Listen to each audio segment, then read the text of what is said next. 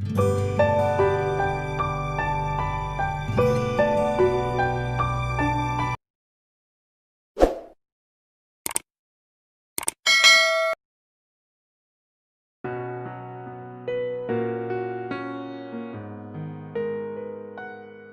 बच्चों, आज मैं आप लोगों को भारत का जो कुछ पड़ोसी देश है उसके बारे में जानकारी दूंगा। भारत के चारों साइड कुछ अलग अलग देश हैं, जैसे नेपाल, पाकिस्तान, श्रीलंका, बांग्लादेश, भूटान, अफगानिस्तान, ऐसे करके कुछ देश स्थित है। तो उन देशों के बारे में आज हम लोग जाने कि वहाँ की स्थिति कैसी है, आर्थिक क्रियाकलाप कैसा है, सामाजिक, धार्मिक आदि आदि पर विचार करें। तो एक एक करके हम लोग विभिन्न देशों का भ्रमण करें और सबसे पहले हम लोग चलते हैं भारत के मुख्य भूमि से सटा हुआ जो उत्तर साइड में एक छोटा सा देश है नेपाल, उस देश की सैर करें। नेपाल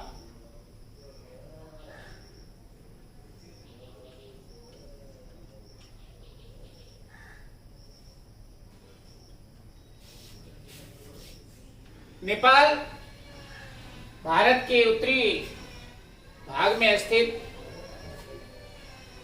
एक पहाड़ी देश है और इसकी राजधानी काठमांडू हम लोग जानते हैं। और नेपाल का क्षेत्रफल बहुत कम है, लगभग 1.5 लाख वर्ग किलोमीटर में फैला हुआ यह देश।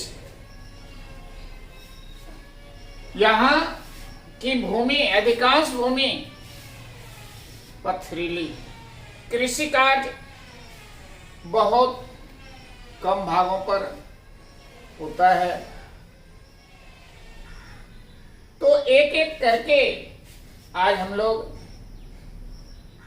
देखें कि नेपाल किस तरह।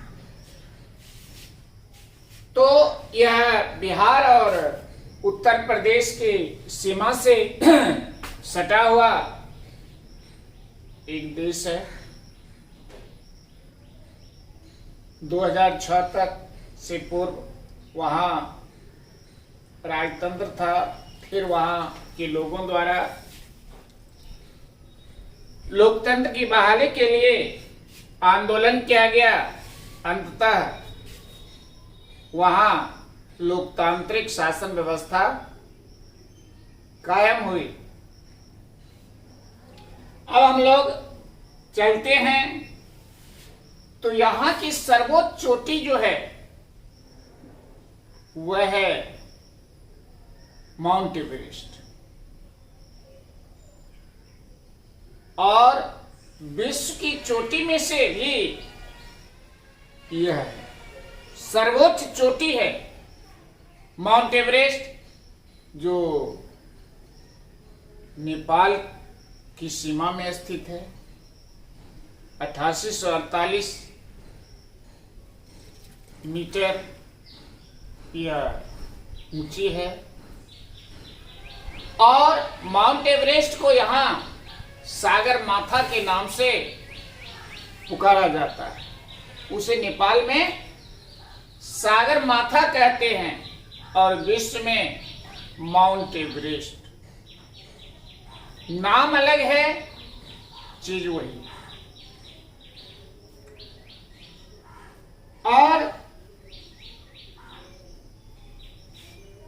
यह माउंट एवरेस्ट जो है नेपाल और चीन की सीमावर्ती क्षेत्रों में, और खासकर यह नेपाल की सीमा में, यानी सीमावर्ती क्षेत्र में, उधर उसके उत्तरी भाग में चीन देश, फिर इधर नेपाल। एक छोटा सा देश है और विश्व में यही एकमात्र देश है जो हिंदू धर्मावलंबी, यहाँ के अधिकांश हिंदू धर्म के लोग रहते हैं। वैसे और सब धर्म को मानते हैं, परंतु हिंदू राष्ट्रों में से आता है। और विश्व को ज्ञान देने वाला भगवान बुद्ध का जन्म स्थली नेपाल के लुम्बिनी ही है। नेपाल के लुम्बिनी नामक स्थान में महात्मा बुद्ध का जन्म हुआ था और सिद्धार्थ के नाम से वह प्रचलित था। और उसका मन सांसारिक जीवन से अलग था। उनका मन इस संसार से विरक्त होने के लिए चाहता था। राजकाज में इनके पिताजी राजा तो थे ही, ये राजकुमार थे, लेकिन एक रोज वह चुपके से घर से निकल पड़ा और भटकते भटकते भारत की सीमा के बिहार में प्रवेश कर गए और गया नामक स्थान जो था, वहाँ बहुत बड़ा जंगल था। उसी जंगल में एक पीपल के वृक्ष के नीचे ध्यानस्थ हो गए और वहीं उसे ज्ञान की प्राप्ति हुई और उस जगह को, उस स्थल को बोध गया के नाम से जाना। और इससे पूर्व और धार्मिक बातों को देखें, रामायण काल में राजा जनक जो मिथिला के राजा थे,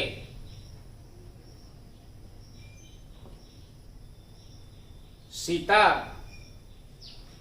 का जन्म जनकपुर में था, राजा जनक की राजधानी। और भगवान राम का विवाह मां सीता से यह रामायण काल में हुआ था। तो धार्मिक क्षेत्र में यह बहुत आगे है। धर्म के मामले में हिंदू धर्मावली राष्ट्रों में से आता है। तो यह तो पुरानी बात हो गई। आधुनिक बात को देखें तो यहां सागर माथा के अतिरिक्त और सब शिखर हैं, जिसमें अन्नपूर्णा, धौलागिरी, मकालो, गौरी शंकर आदि आदि ये शिखर अवस्थित है। अब हम लोग चलें तो इस ओर कि यहां का आर्थिक क्रियाकलाप क्या है, लोगों की आमदनी का स्रोत क्या है, कौन कौन से कार्य करते हैं आर्थिक क्रियाकलाप। तो यहां के लोग विभिन्न प्रकार के क्रियाकलाप करके अर्थोपार्जन करते हैं। उसमें पहला आता है कृषि कार्य। तो यहां अनेक प्रकार के फसलें उगाए जाते हैं, जिनमें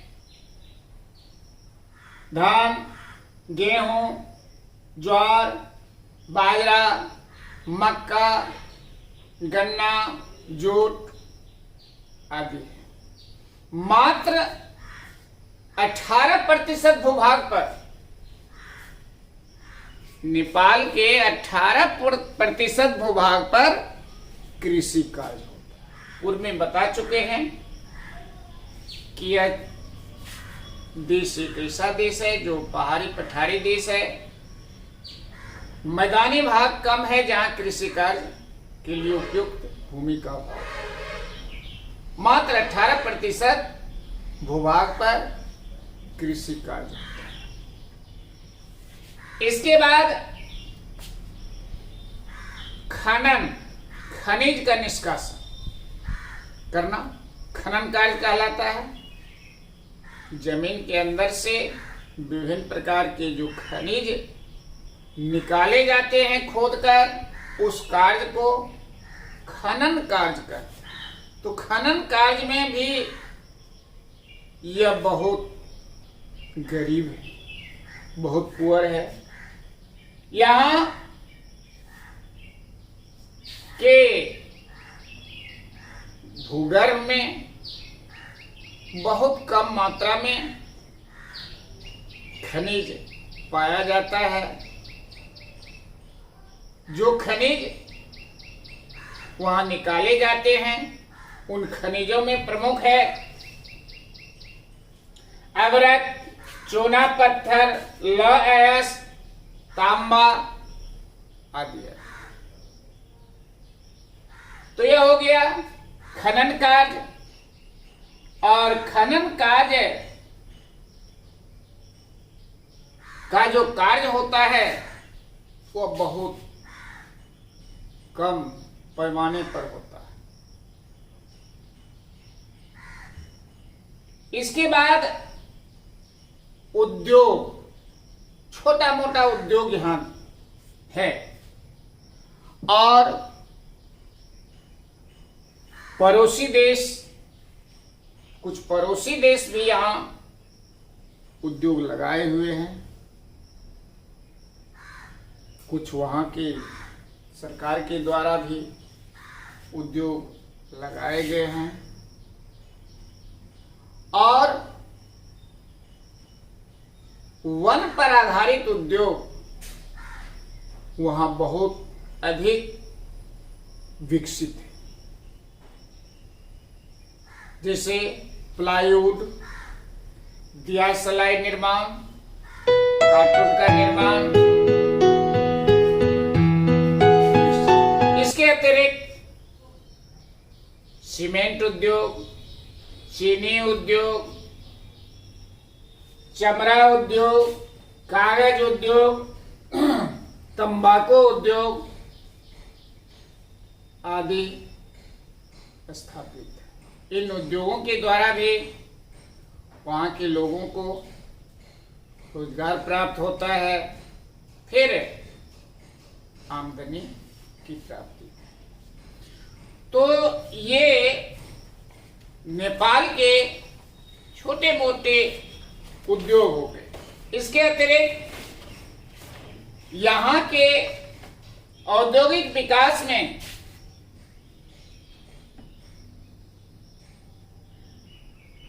वहाँ के नदियों का भी बहुत बड़ा योगदान है। उससे पनबिजली उत्पन्न की जाती है। बांध बनाकर नहरें निकाली गई है, जिससे सिंचाई का कार्य लिया जाता है।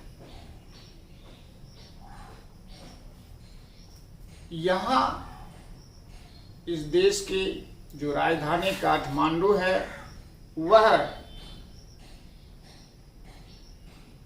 पहाड़ी क्षेत्रों में स्थित है, जो अपनी सौंदर्य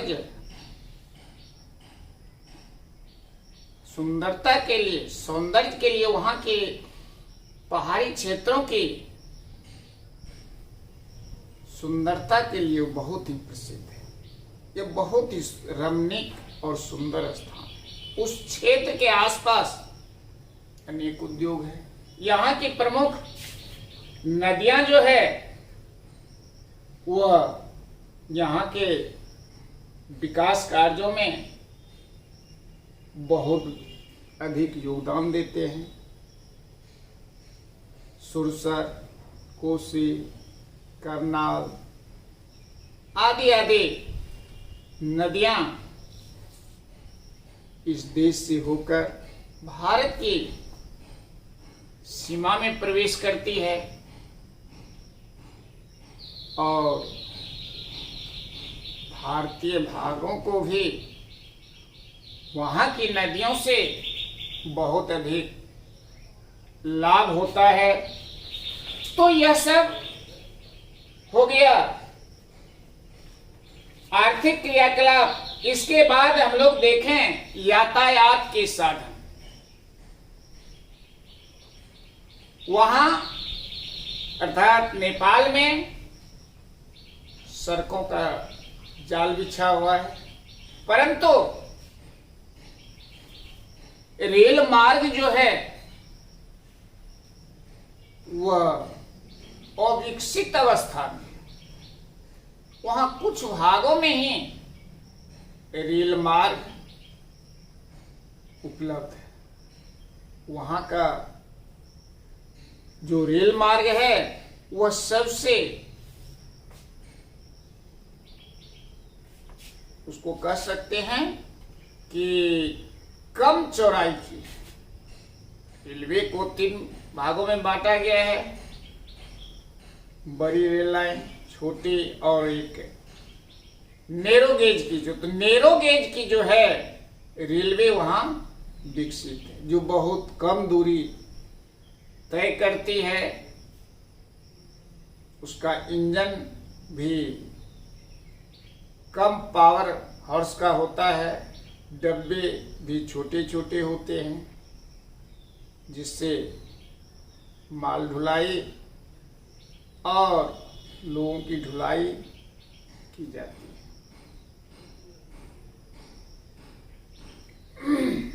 इसके बाद व्यापार।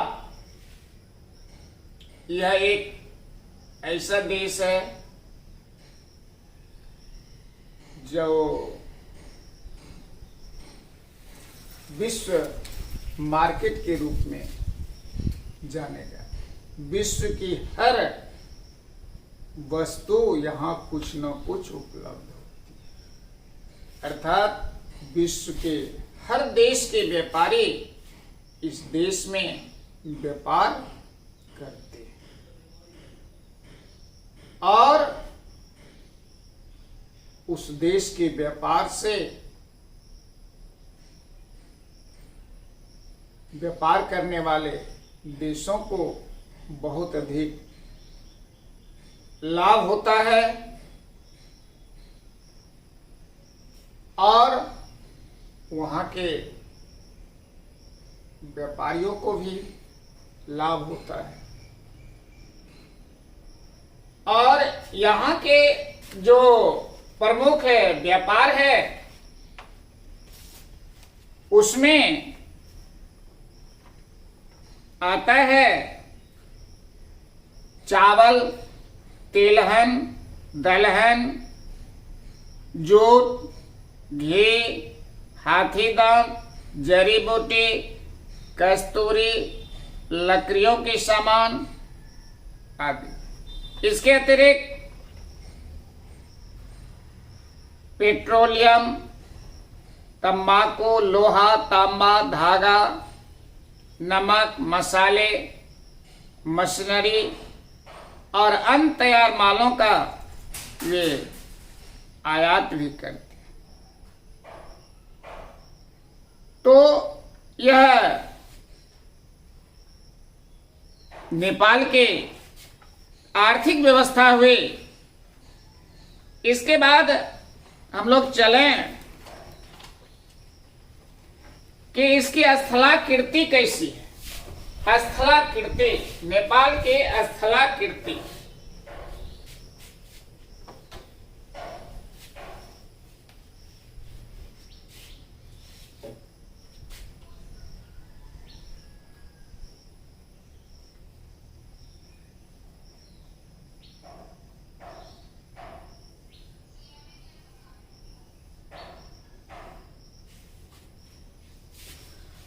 नेपाल की स्थलाकृति को मुख्य रूप से 3 भागों में बांटा गया है।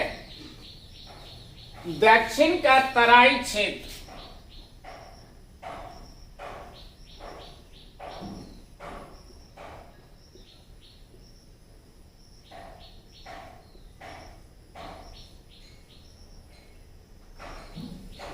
दक्षिण का तराई क्षेत्र, उसके बाद आता है मध्यवर्ती पहाड़ी क्षेत्र,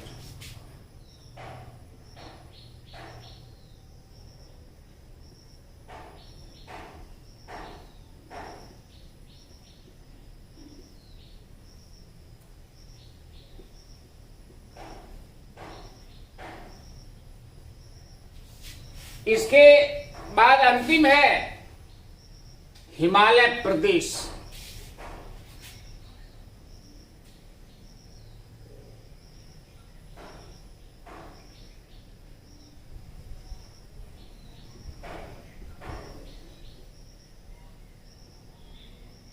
ये 3 भाग स्थलाकृति स्थलों की आकृति के अनुसार प्राकृतिक रूप से ये हिमालय को 3 भागों में बांट के देखा गया है। दक्षिण का तराई क्षेत्र, मध्यवर्ती पहाड़ी क्षेत्र और हिमालय प्रदेश, ये 3 प्राकृतिक विभाग हैं।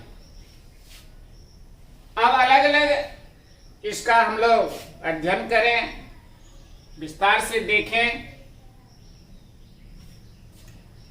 यह क्षेत्र जो है दक्षिण का तराई क्षेत्र, यह भारत की सीमा से सटा हुआ है, अर्थात यह नेपाल का दक्षिणी भाग हो गया। तो दक्षिणी भाग नेपाल का भारत की सीमा से सटा हुआ है और इस भाग की औसत ऊंचाई 300 मीटर। समुद्र तल से इस दक्षिणी भाग जो है, यह तराई क्षेत्र जो है, समुद्र तल से इसकी ऊंचाई लगभग 300 मीटर है और यहां घने वन पाए जाते हैं, लंबी घासें पाई जाती है और कोसी तथा इसकी सहायक नदियों के द्वारा यह भाग,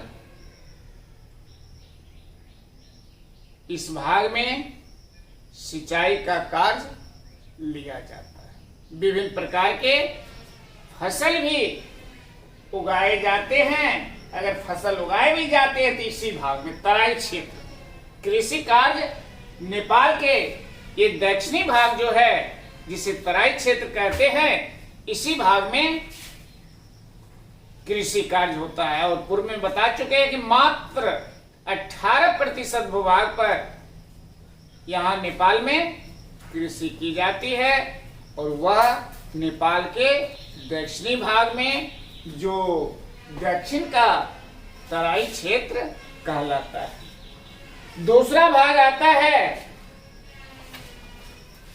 मध्यवर्ती पहाड़ी क्षेत्र, अर्थात हिमालय प्रदेश और दक्षिण का तराई क्षेत्र जो है, उसके बीच वाला भाग नेपाल का यह मध्यवर्ती भाग हो गया, जो पहाड़ी भाग। और इस भाग की औसत ऊंचाई जो है वह 1500 से एभव है, या इसको कह सकते हैं कि निम्नतम 500 और अधिकतम 1500 मीटर है। समुद्र तल से इस मध्यवर्ती पहाड़ी क्षेत्रों की ऊंचाई, और इस भाग में महाभारत लेक और चूड़े की विश्व प्रसिद्ध पहाड़ियां मिलती है। और शंकुधारी वन इस क्षेत्र में पाए जाते हैं। शंकुधारी वन, और वन का एक प्रकार होता है शंकुधारी, वह वन जिस वन के अधिक वृक्षों का आकार शंकुनुमा हो जाता है, अर्थात इस रूप में।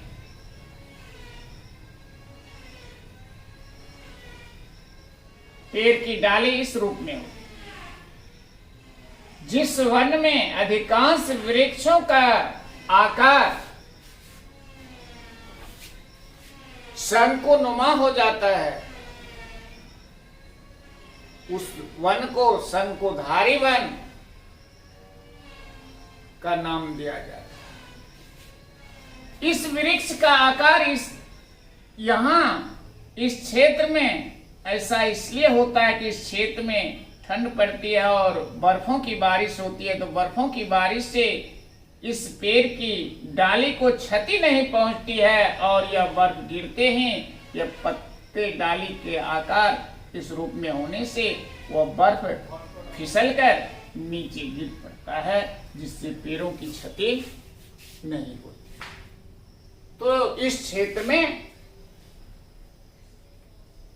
ये शंकुधारी वन पाए जाते हैं, और काठमांडू घाटी का यह हृदय स्थल कहलाता है। यहाँ प्राकृतिक सौंदर्य देखते ही बनती है। विदेशी लोग, सैलानी लोग यहाँ घूमने के लिए आते हैं, और उन सैलानियों से यहाँ के लोगों को रोजगार भी मिलता है, आमदनी होती है। और तीसरा और अंतिम भाग जो है वह है हिमालय प्रदेश। इस भाग में विश्व के सर्वोच्च शिखर माउंट एवरेस्ट स्थित है। इसी भाग में, हिमालय प्रदेश में, यह नेपाल का जो तीसरा भाग है, तीसरी स्थलाकृति है, इसी भाग में विश्व प्रसिद्ध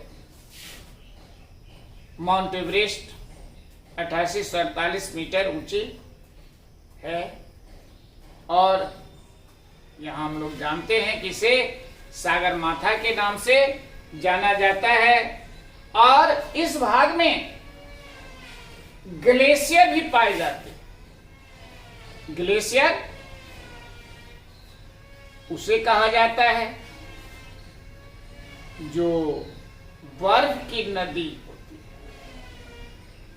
खिसकते हुए बर्फ के नदी को ग्लेशियर कहते हैं।